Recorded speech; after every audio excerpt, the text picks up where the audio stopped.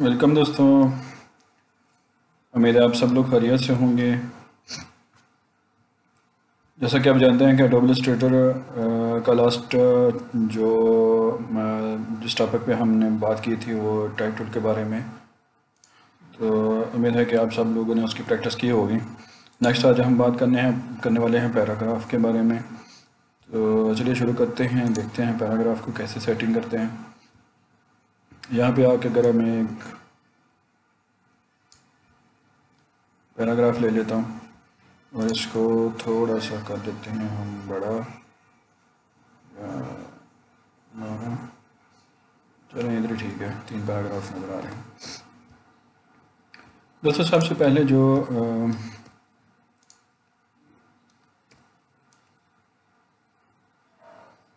Paragraph में चीज़ आती है वो है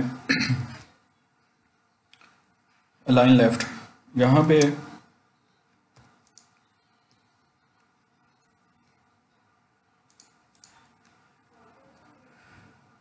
आप देख रहे हैं कि हमारी जो टेक्स्ट की प्लेसमेंट हुई हुई है वो पहले ही अलाइन लेफ्ट हुई हुई है। यहाँ पे लेफ़्ट साइड से अलाइन का मतलब जो एडोब इलस्ट्रेटर में ये पैराग्राफ लिखते हुए होता है, उसका मतलब ये है कि यहाँ पे जो इसकी प्लेसमेंट है उसका चेंज करना, उसको मॉडिफाई करना होता है। अलाइनमेंट का मतलब ये होता है प्लेसमेंट करना किसी एक ख़ास मकाम से। तो यहाँ पे जो अलाइनमेंट है वो लेफ़्ट साइड पे है। अगर हम नेक्स्ट पे आ जाते हैं, यहाँ पे सेंटर।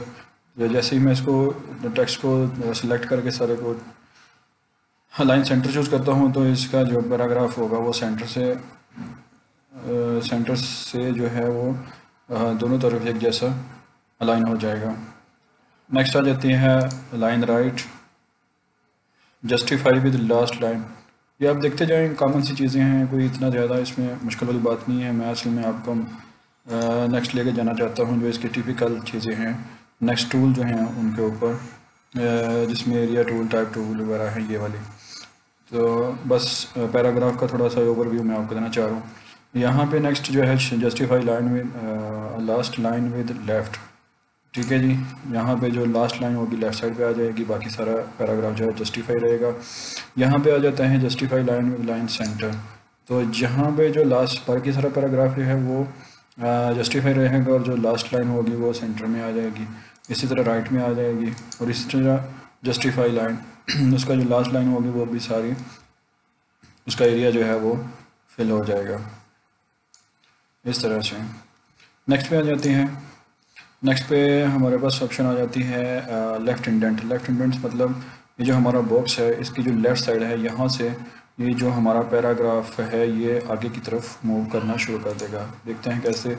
जैसे ही मैं इसके फिगर को बढ़ाता हूँ तो ये आप देख रहे हैं कि ये राइट की तरफ मूव कर रहा है। इसी तरह नेक्स्ट पे जाती है राइट इंडेंट। इसका ये होगा कि राइट साइड से जो हमारी बाउंड्री है बॉक्स की उसके उसके उससे जितना हम इसको पॉइंट पर सेलेक्ट करेंगे वो दूसरी तरफ शिफ्ट होता जाएगा लेफ़्ट साइड पे इस तरह से। तो एज़ पर रिक्वायरमेंट चीज़ें होती हैं ये। चलो मैं इसको कंट्रोल जी कर रहा हूँ। यहाँ पे था हमारा पैराग्राफ। नेक्स्ट पे बात आ जाती है जनाब फर्स्ट लाइन लेफ़्ट इंडेंट।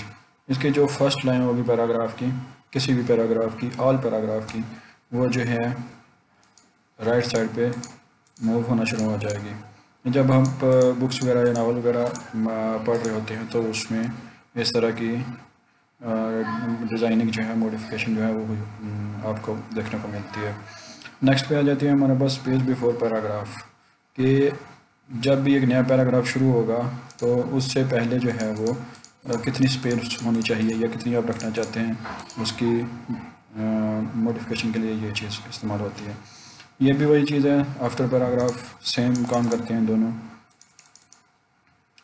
अच्छा जी,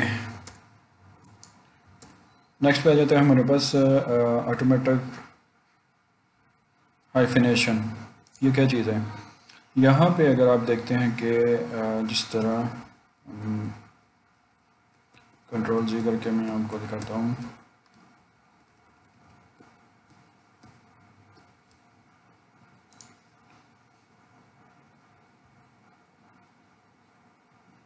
चलिए एक और पैराग्राफ ले लेते हैं कुछ इस तरह से।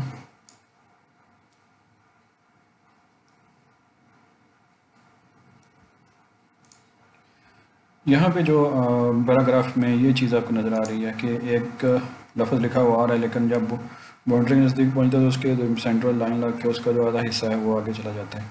इस चीज़ को कंट्रोल करता है हाइफिनेट। अगर आप लगाते हैं तो हाइफिनेट लगाते हैं तो इसका जो डैश होगी या इसकी बाउंड्री के नज़दीक जो भी एक लफ्ज़ गुजरेगा, तो अगर उसको पूरी जगह नहीं मिल रही तो लाइन लगा कर उसको आगे की तरफ शिफ्ट कर देगा इस तरह से।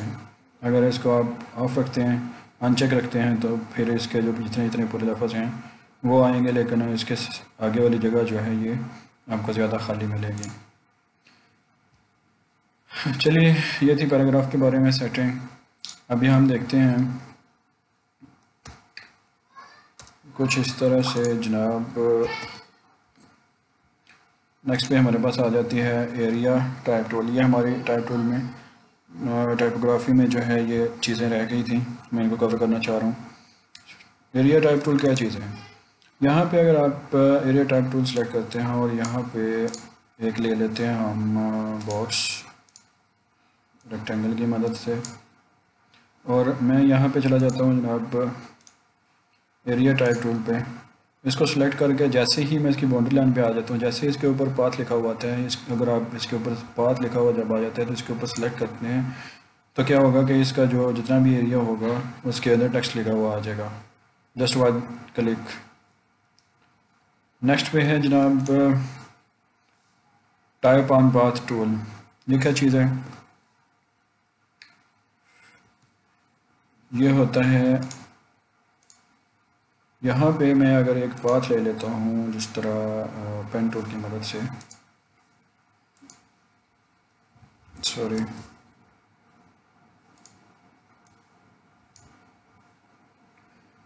इस तरह से और कुछ इस तरह से मैं इसको कर रहा हूँ स्ट्रोक पे।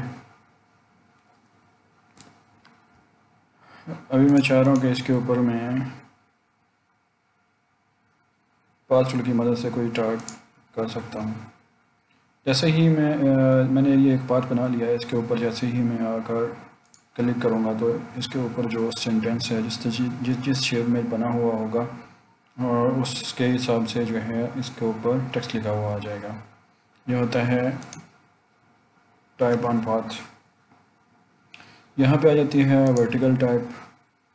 वर्टिकल टाइप में आप का जो अल्फाज होते हैं ये ऊपर से नीचे की तरफ लिखे हुए आते हैं। ये कुछ इतना ज़्यादा इस्तेमाल नहीं होता, लेकिन जब आप जापान वगैरह में जाते हैं तो वहाँ पे जो है उनकी लैंग्वेज इस तरह की होती है कि वो ऊपर से नीचे की तरफ लिखते हैं। हम तो उर्दू राइट से लेफ्ट की तरफ और इंग्लिश लेफ्ट से राइट की तरफ लिखते हैं, लेकिन वो लोग जो हैं वो जापान वाले ऊपर से नीचे की तरफ इस तरह लाइन लिखते हैं। चलिए जी देखते हैं यहाँ पे नेक्स्ट पे आ जाती है vertical type tool. Vertical type tool के बारे में हमने बात कर ली। इसकी vertical type tool, area type tool. यहाँ पे जब आप कोई भी एक एरिया ले लेते हैं कुछ इस तरह से,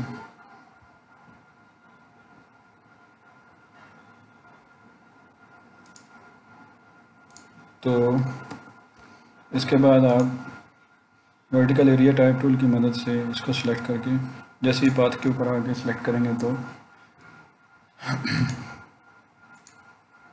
इसके अंदर जो टेक्स्ट है वो अलाइन वर्टिकल अलाइन में शो हो जाएगा, जितना भी एरिया आपने सेलेक्ट किया होगा, जितना बॉक्स बनाया होगा। दोस्तों नेक्स्ट पे बात आ जाती है vertical type on a path tool. ये जिस तरह चलो मैं आपको समझा देता हूँ। यहाँ पे ये हमने एक पाथ बना लिया। फ़र्ज़ करें कि ये हमारे पास एक बॉक्स है, इसके ऊपर जो इसकी जो बाउंड्री लाइन है उसके ऊपर वर्टिकली टेक्स्ट लिखना चाहता हूँ, तो जस्ट जहाँ पे क्लिक करने से इसके ऊपर जो जितने भी इसकी बाउंड्री है उसके ऊपर हमारे पास टेक्स्ट लिखा हुआ आ जाएगा। चलिए एक रेक्टेंगल बना लेते हैं हम इस तरह से, और टाइप पाथ लेते हैं, यहाँ पे पाथ दिया।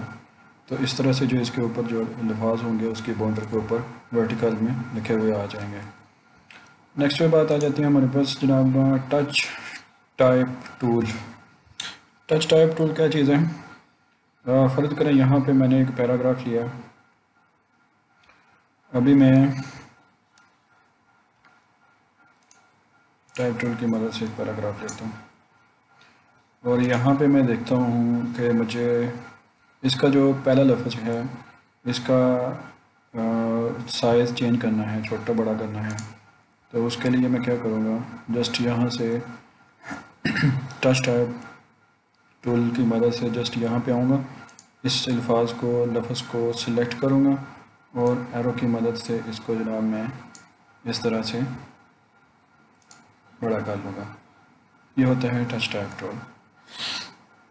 बेस लाइन से जो इसकी शिफ्टिंग भी होती है और इसका साइज़ वगैरह जो है वो भी चेंज होता है कुछ इस तरह से। इसको आप पकड़ के आगे पीछे भी कर सकते हैं, छोटा बड़ा भी कर सकते हैं किसी एक ख़ास लफ्ज़ को। जिस तरह यहाँ पे आ जाते हैं यू पे, मैं चाहता हूँ कि यू को थोड़ा सा बड़ा कर दूँ और इसकी इस तरह से चेंज कर सकता हूँ। ये जब आप कुछ नावल वगैरह या कुछ हिस्ट्री की किताबें पढ़ते हैं तो उसमें इस तरह के अल्फाज आपको देखने को मिलते हैं। ये थी दोस्तों टाइप टूल। सबसे हमने पहले जिस पे बात की टाइप टूल पे को बड़े अच्छे तरीके से हमने सीखा। उसके बाद पैराग्राफ पे बात की। उसके बाद जनाब हमने जो इसकी बाकी ये चीज़ें रह गई थी जितने टूल, ये सारे टूल मैंने आपको बता दिए हैं। उम्मीद है आप तमाम दोस्तों को अच्छे तरीके से समझ आ गया होगा।